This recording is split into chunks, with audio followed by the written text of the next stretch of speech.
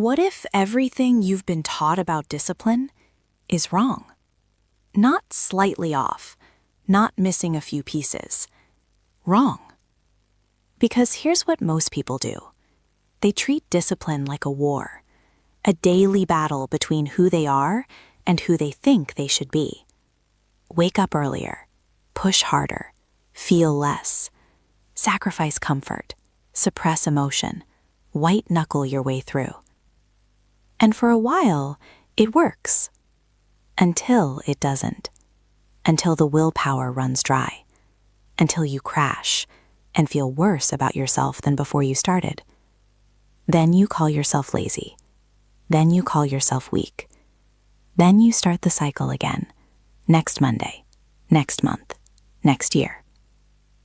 But what if discipline was never meant to feel like a fight? What if, done correctly, discipline feels less like punishment and more like coming home?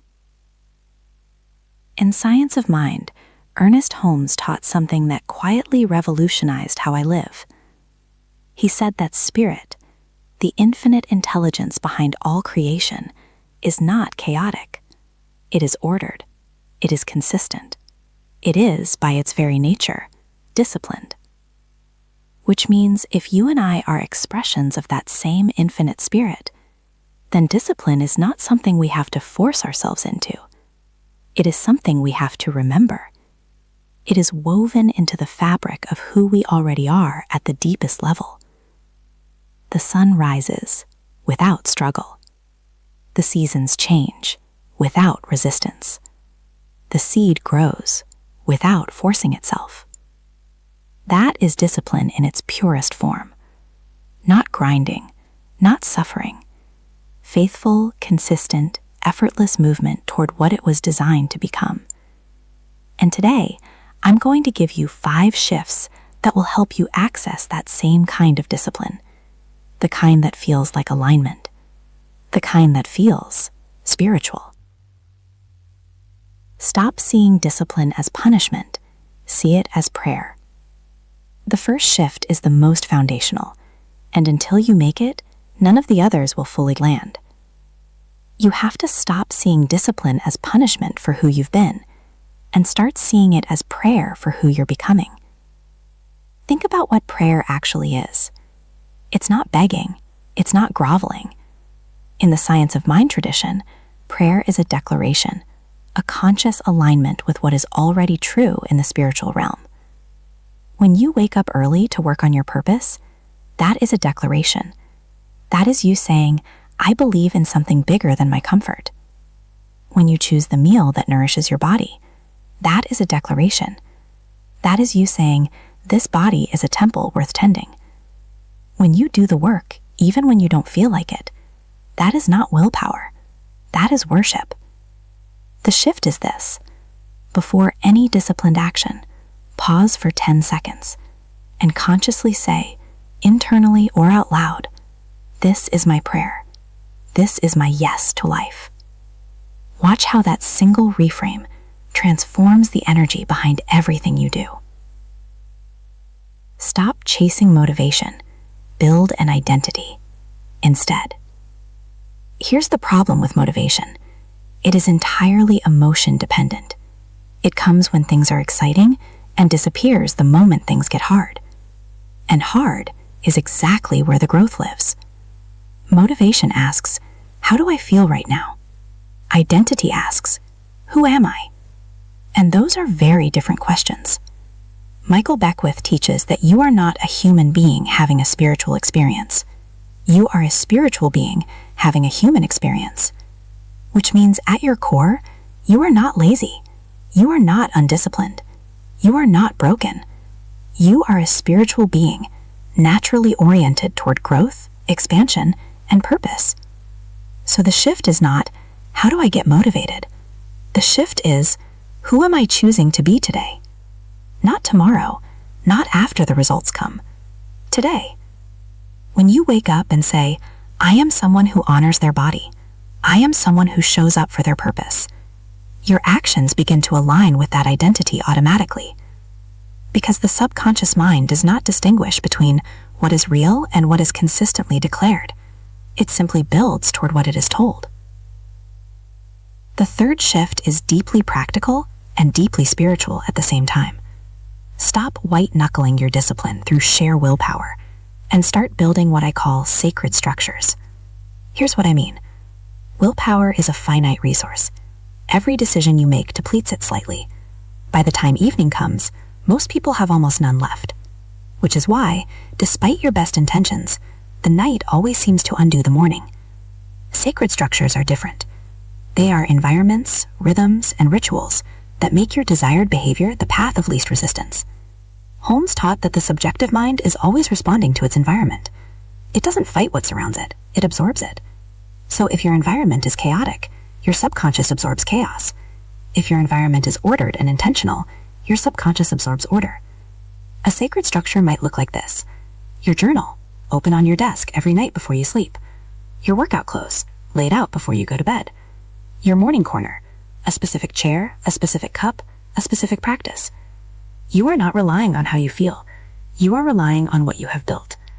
The spiritual person understands God moves through structure as much as through spontaneity. The burning bush was specific. The tabernacle had a blueprint. Sacred things have form. Give your discipline a form. The fourth shift is one that modern productivity culture will almost never tell you because it cannot be tracked on a spreadsheet. Stop measuring your progress obsessively and start practicing presence. Here's what happens when we only measure outcomes. We tie our entire sense of worth to results. And results, especially meaningful ones, take time. So in the gap between action and outcome, we feel like failures. We feel like nothing is working. We feel like we should quit. And often we do. But here's what science of mind has taught me about the gap. The gap is not emptiness. The gap is gestation. A seed underground does not look like a tree, but everything the tree will ever be is already in motion. The work is happening invisibly, and your impatience does not speed it up. Your presence does. Presence means you bring your full self to this moment, to this rep, this paragraph, this conversation, this prayer. Not because of what it will produce, but because this moment is where God lives. This moment is where the infinite touches the finite. And when you are fully here, you are in alignment, and alignment is the most productive state that exists. The shift is this. Replace the question, how far have I come, with the question, how present am I right now? Because the person who is fully present, consistently, faithfully, daily, will always outgrow the person who is only motivated by results. And the fifth shift is the one that ties everything together. The one that, once it lands, changes the texture of every single day. Stop doing the work for the results. Do it as an act of love. Love for the person you are becoming. Love for the life that is waiting for your full participation. Love for the God, the infinite intelligence, that placed this specific desire, this specific dream, this specific calling inside you, and not someone else. You. When discipline becomes love, it no longer requires motivation, because you don't have to motivate yourself to love someone. Love is self-sustaining. Love is self-renewing. Holmes wrote that love is the great harmonizer, that it dissolves resistance, that it aligns the inner and the outer, that it is, quite literally, the nature of God in expression. And when you approach your practice, your morning routine, your creative work, your physical health, your relationships, as an act of love rather than an act of obligation, something shifts. Something softens but also deepens. It stops being a task on a list. It becomes a conversation with the divine. The person who wakes at 5, not to prove something, but because they love what they're building, will still be standing when everyone else has quit.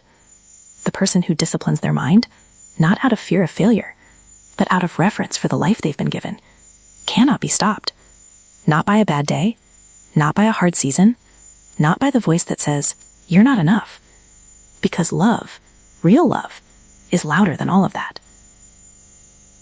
I want to speak directly to someone watching this right now.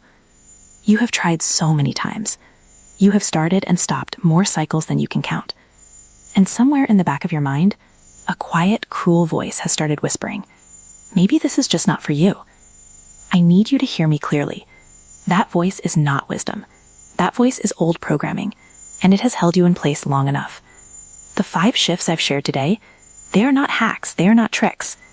They are a different way of seeing yourself, as someone whose discipline is not a deficit to overcome, but a divine capacity waiting to be awakened.